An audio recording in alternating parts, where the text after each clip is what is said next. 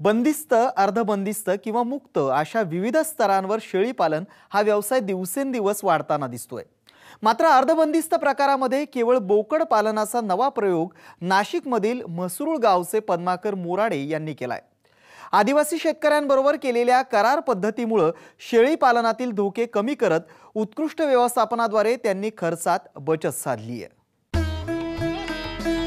नाशिक दिंडोरी रस्त्यावर असलेल्या म्हसरूळ गावालगत पद्माकर मोराडेंची 7 एकर शेती आहे।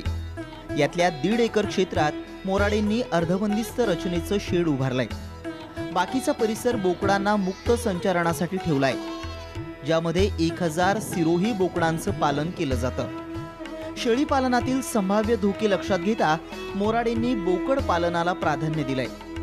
पारंपरिक शेळी पालनाच्या तुलनेत हा एक वेगळा प्रयोग त्यांनी केलाय। शेळी पालनावरती शेतकऱ्यांच्या ज्या काही आत्महत्या होत आहेत तर त्याच्यावरती पर्याय काय, जोडधंदा कुठला चांगला, तर दूध व्यवसाय आणि शेळी पालन हा होता। त्यामुळे ह्यात बरेच शेतकरी होते, पण मग शेळी पालनाचा विचार करताना एक उदाहरण असं लक्षात येतं की शेळी ज्या दिवशी गाभण झाली तिथपासून तर बकरू तिचं विकायला येईपर्यंत साधारणतः 1 वर्षाचा कालावधी जातो आणि तो 1 वर्षाच्या कालावधीमध्ये त्या शेतकऱ्याला होल्डिंग करायला लागतं, थांबायला लागतं। पण त्याच्याऐवजी जन्माला आलेलं पिल्लू जर त्याने 3 महिन्यानंतर विकत घेतलं आणि ते 2-3-4 महिने वाढवलं आणि विकलं तर त्या रोटेशनमध्ये त्याला 3-4 महिन्याने हातात पैसा खेळतो। तो पैसा शेतीच्या कामासाठी किंवा कुटुंबासाठी त्याला वापरता येतो।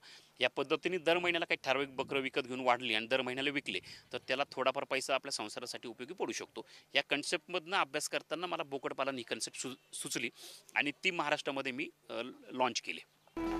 शेळी पालन चांगला शेतीपूरक व्यवसाय असल्यानं 4 ते 5 वर्षांपासून मोराडे त्यावर अभ्यास करत होते। राज्यातील अनेक शेळी पालन प्रकल्प पाहण्यासाठी त्यांनी भ्रमंती केली आहे। जिद्दीनं यशस्वी शेळी पालन करणाऱ्या शेतकऱ्यांबरोबर अनेक अयशस्वी शेळी पालकांनाही त्यांनी भेटी दिल्या। त्यांच्याशी बोलताना शेळी पालनातील सर्वात महत्त्वाची बाब त्यांच्या लक्षात आली आणि त्यानंतर त्यांनी बोकड पालनाकडे वळण्याचा निर्णय घेतला। जानेवारीला तुमच्याकडे 10 शेळ्या आणि 1 बोकड असेल, 1 जानेवारीला तुमच्या 10 शेळ्या गाभण झाल्या तर त्या 1 जूनला जणतील, बाळंतीण होतील आणि 1 जूनला त्या जन्माला आलेलं पिल्लू आहे तर 1 डिसेंबरला तुम्हाला विकायला येईल।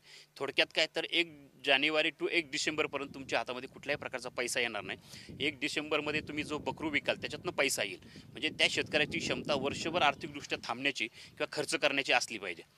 पण जर समजा त्याने बोकड पालन केलं तर 3 महिन्याचा बोकड रेडीमेड आणला आणि पुढे 3-4 महिने वाढवून विकला तर त्याला दर 3-4 महिन्याने हातामध्ये पैसा खेळेल। तो पैसा त्याला शेतीच्या कामावरती वापरता येईल, औषधोपचारासाठी खर्च करता येईल, त्यानंतर बकऱ्यांच्या पालनावरती खर्च करता येईल आणि ह्या पद्धतीत थोडा ठराविक अंतराने त्याच्याकडे पैसा येत राहील। त्या पैशातून त्याला पुन्हा नवीन पिल्लं घेऊन वाढवता येतील, विकता येतील।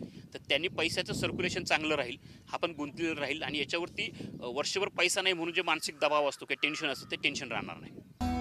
बोकड पालन करताना त्यांनी उस्मानाबादी आणि संगमनेरी बोकडांची निवड न करता राजस्थानातील सिरोही जातीच्या बोकडांची निवड केली।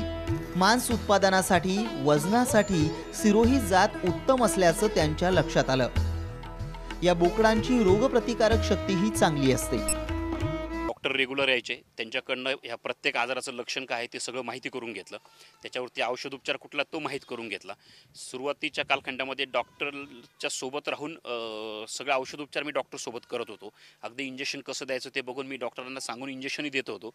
पण मी जेव्हा ट्रेन झालो तेव्हा मात्र आता मी पूर्ण औषधोपचार मी स्वतः करतो, त्यामुळे चांगली बचत माझी होते आणि काही अडचण आली तर डॉक्टरांची फोन करून सल्लामसलत केली जाते। बोकड पालनासाठी त्यांनी काही शेतकऱ्यांशीही करार केले। त्यानुसार 116 शेळी पालकांकडून 1000 शेळ्या आणि 150 बोकडांची खरेदी केली। मात्र या शेळ्यांचं संगोपन आदिवासी लोकांनी करायची बोली केली।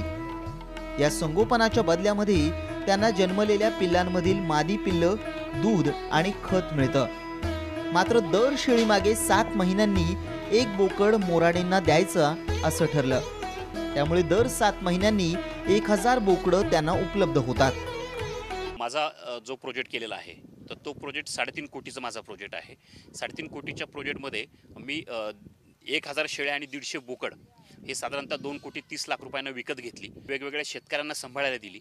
ते शेतकऱ्यांना सांभाळायला दिल्यानंतर लेंडीखत त्यांच्या मालकीचं असतं, दूध त्यांच्या मालकीचं आहे आणि पाट झाली तर ती पाट देखील त्या शेतकऱ्यांच्या मालकीची आहे। आणि माझी अट एकच आहे की त्या शेतकऱ्यांनी मी दिलेल्या 1000 शेळ्यांच्या बदल्यामध्ये मला 1000 बोकड दर 7 महिन्यांनी द्यायचे आहेत। अशा पद्धतीने त्यांनी 10 वेळा मला ते द्यायचं आहे.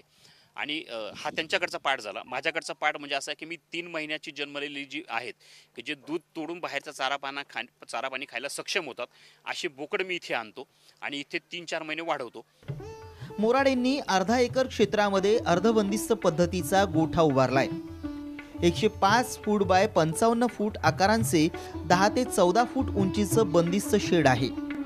शेडच्या दोन्ही बाजूला 30 फूट बाय 100 फूट इतकी मोकळी जागा सोडली आहे. शेडमध्ये जमिनीपासून 1 फूट उंचावर सिमेंटचा कोबा केलाय. दोन्ही बाजूला 20 फूट बाय 20 फूट या अंतराचे 5 भाग केलेत. बोकडांसाठी शेड, पाण्याची टाकी, चारा, पालापाचोळा खाण्यास मोकळी जागा अशी अर्धबंदिस्त रचना या बोकड फार्मची आहे. मला साधारणतः 1.5 एकरचं कंपाऊंड मारणं, 40 बाय 30चं लेबर क्वार्टर उभारणं, स्टोर रूम करणं, 115 बाय 105चं शेड उभारणं, पाण्याची व्यवस्था करणं, CCTV बसवणं, पाण्याची टाकी, electrical 3 phase connection, single phase connection, या सगळ्यांसाठी साधारणतः 20 लाख रुपये मला खर्च आला. शेडमध्ये सकाळी आणि संध्याकाळी शास्त्रीय संगीत ऐकवलं जातं. त्याचा बोकडांच्या आरोग्यावर सकारात्मक परिणाम होताना दिसून येत आहे. सकाळी 9 ते 2 वाजेपर्यंत बोकडांना खुल्या जागेत सोडलं जातं. त्यामुळे निसर्गाच्या वातावरणात राहण्याचं समाधान बोकडांना मिळतं. बोकडांच्या आहारावर विशेष लक्ष दिलं जातं. आहारात 60% कोरडा चारा आणि 40% हिरवा चारा आणि कडधान्य दिल्यानं बोकडांच्या वजन वाढीला ते उपयुक्त ठरतं. 2 एकर क्षेत्रामध्ये यशवंत गवत आणि चारा लागवड त्यांनी केली आहे. त्याचबरोबर अन्य शेतकऱ्यांकडून रोज 2 टन मका चारा बाजारभावाप्रमाणे खरेदी केला जातो. चारा साठवण्याची स्वतंत्र व्यवस्था करण्यात आली आहे. माझ्याकडे साधारणतः सिरोही जातीचे 1000 बोकड आहेत आणि 1.5 एकरमध्ये मी कंपाऊंड वॉल केलेलं आहे आणि 1 बिघ्यामध्ये 20 गुंठ्यामध्ये मी शेड बनवलेलं आहे. 105 बाय 55चं बंदिस्त शेड आहे. बाजूला 30 बाय 100च्या दोन्ही बाजूला त्या बोकडांसाठी प्ले ग्राउंड आहे. चारा आणि पाणी त्यांना जागेवर देता येईल या पद्धतीने व्यवस्था केलेली आहे. पाण्याची टाकी बांधून 2000 लिटरच्या टाकीतनं साधारणतः 100 बोकडाकरता 5 नळ या पद्धतीने मी प्रत्येक कंपार्टमेंटमध्ये नळ सुरू केलेले आहेत आणि त्या नळाच्या माध्यमातून पाणी दिलं जातं. जेव्हा आवश्यकता असेल तेव्हाच पाणी भांड्यामध्ये भरलं जातं. भांडं अर्धवट भरलं जातं. ते अर्धवट भरलेलं भांडं पूर्ण पिऊन टाकलं की मग पुढचं पाणी टाकलं जातं. म्हणजे पूर्ण भांडं भरलं आणि काही पाणी उरलं तर ते वेस्टेज जातं. दुष्काळी परिस्थितीमध्ये पाणी वाया घालवणे शक्य नाही, म्हणून आपण त्या पद्धतीची व्यवस्था केलेली आहे. आणि बोकडांना रेग्युलर ॲक्टिव्हिटीज म्हणून आपण सकाळी त्यांना भरडा देतो. गहू तांदूळ मक्याचा भरडा दिला जातो. त्यानंतर त्यांना बाहेर घेतल्यानंतर पाठीमध्ये मका वाजवत पळायचं असतं आणि त्याच्यामागे ती सगळी बोकड पळतात. या पद्धतीने दिवसातनं 2 वेळा सकाळ संध्याकाळ त्यांच्याकडनं एक्सरसाइज करून घेतला जातो. सकाळ संध्याकाळ त्यांना शास्त्रीय संगीत ऐकवलं जातं. त्यामुळे ते मेंटली पूर्ण रिलॅक्स होतात. त्यांचा दिवसाभराचा जो काही ताणतणाव आहे तो ताणतणाव त्यातनं निघून जातो. भरड्यानंतर त्यांना हिरवा चारा दिला जातो. हिरव्या चाऱ्यामध्ये घास दिला जातो आणि यशवंत गवत जे आहे त्या यशवंत गवताची कुट्टी दिली जाते. मोराडेंनी पहिली 500 बोकडांची बॅच डिसेंबर 2015 मध्ये बाजारात आणली. मुंबईतल्या देवनार मुंब्रा बाजारात त्यांच्या बॅचला 260 रुपये प्रति किलो असा दर मिळाला.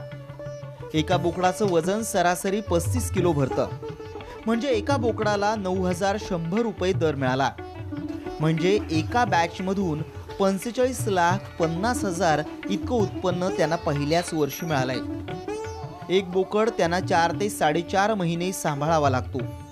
त्यासाठी घरचा चारा असल्यानं दर महिन्याला 500 रुपये खर्च येतो. भरड्यानंतर त्यांना हिरवा चारा दिला जातो. हिरव्या चाऱ्यामध्ये घास दिला जातो आणि यशवंत गवत जे आहे त्या यशवंत गवताची कुट्टी दिली जाते. आणि त्या गवताच्या कुट्टीनंतर पुन्हा 2 तासानंतर सोयाबीनचा जो काही चारा आहे, सुका चारा, सोयाबीन, तूर आणि हरभरा, तर त्यांचं भूस जे आहे ज्याला आपण म्हणतो तर ते भूस दिलं जातं. पुन्हा 2-2 तासाने असे या पद्धतीने चारा दिला जातो. दुपारी 12 ते 4 या वेळेमध्ये त्यांना कुठल्याही प्रकारचा चारा दिला जात नाही, कारण सकाळी खाल्लेलं जे अन्न आहे तर त्याचं रवंत झालं पाहिजे. आणि संध्याकाळी 7 नंतर त्यांना चारा आणि पाणी आपण कुठल्याही प्रकारे देत नाही. त्या 12 तासामध्ये त्यांनी दिवसभरांचं रवंत केलं पाहिजे आणि त्यांची रेस्ट पण झाली पाहिजे. या पद्धतीचं आपलं साधारणतः नियोजन आहे. सध्या दुष्काळामुळे पाण्याची टंचाई असल्यानं केवळ 250 बोकड त्यांनी ठेवली आहेत. उर्वरित बोकडांची विक्री केली आहे. सध्या असलेले 4 महिने वयाचे बोकड आणखी 2 महिन्यांनी बाजारात विक्रीसाठी काढण्यात येतील. नवीन बोकडाची बॅच पाऊस पडल्यानंतर साधारणतः 15 जुलैच्या आसपास आणण्याचं त्यांचं नियोजन आहे. त्यांच्या या कामात त्यांना घरच्या मंडळींचीही मोठी मदत होते. माझ्याकडचा पाठ म्हणजे असा आहे की मी 3 महिन्याची जन्मलेली जी आहेत की जे दूध तोडून बाहेरचा चारा पाणी खायला सक्षम होतात अशी बोकड मी इथे आणतो आणि इथे 3-4 महिने वाढवतो. त्याच्यामध्ये हिरवा चारा, सुका चारा असा सगळा औषधोपचार करून मी खर्च करतो आणि मुंबई मार्केट असेल, देवनार असेल, नाशिक लोकल मार्केट आहे, काही हॉटेल्सवाले आहेत, अगदी हैदराबादपर्यंत माझा माल इथे विकला जातो. मी 100% माल हा माझ्या गोट फार्ममध्येच विकतो. सगळे व्यापारी इथे येतात. बोकडांचा फार्म सुरू करून अजून 1 वर्षही उलटलं नसताना त्यांच्याकडे हजारो शेतकऱ्यांनी भेटी दिल्यात आणि या शेतकऱ्यांनी आपला स्वतःचा व्यवसाय सुरू केलाय. सरासरी माझ्याकडे दर 3 महिन्याने 1000 बोकड विकले जातात. एका बोकडामागे 1000 रुपये जरी निघाले तर 3 महिन्यामध्ये मला 10 लाख रुपये मिळतात. म्हणजे वर्षाकाठी हिशोब केला तर जवळपास 40 लाख रुपये या धंद्यातनं मला नेट प्रॉफिट आहे. याच्यामध्ये मर्तुकीचं प्रमाण, औषधोपचार खर्च सगळा जरी गेला तरी किमान 40 लाख रुपये हा नेट प्रॉफिट आहे. फक्त याची सगळ्यात महत्त्वाची शेतकऱ्यांची जबाबदारी आहे ती मार्केटिंगची. तर ती मार्केटिंग शेतकऱ्याला प्रॉपर करता आलं तर प्रचंड मागणी आहे. आपण तेवढा पुरवठा करू शकत नाही अशी वस्तुस्थिती आहे. त्यामुळे माझी शेतकऱ्यांना विनंती आहे की प्रत्येक शेतकऱ्यानं 4-5 जसं आपण गाई वगैरे पाळतो त्याच्याऐवजी त्याच्यासोबत 4-5 बकऱ्या जरी पाळल्यात, बोकड जरी पाळलेत तर निश्चितपणानं महिन्याला त्यांना पैसा उत्पादन मिळू शकतो आणि त्यांच्यावरचा आर्थिक बोजा थोडाफार हलका होऊ शकतो. व्यवसायाचा सर्वांगीण अभ्यास, त्याची शक्तिस्थानं, कमतरता, धोके, उत्तम व्यवस्थापन, वेळेचं आणि कामाचं उत्तम नियोजन या जोरावर अगदी 10 महिन्यांच्या कालावधीत मोराडेंनी लाखोंचा नफा कमावलाय. शेळी पालनातील धोके लक्षात घेता करार पद्धतीनं बोकड पालनातून त्यांनी मिळवलेलं यश नक्कीच कौतुकास्पद आहे आणि इतर शेतकऱ्यांनी शेतीपूरक व्यवसाय करण्यासाठी त्यांना देखील प्रोत्साहन देणारं आहे. कॅमेरामन लोकेश माळीसह जयराम पुरी, साम टीव्ही, नाशिक.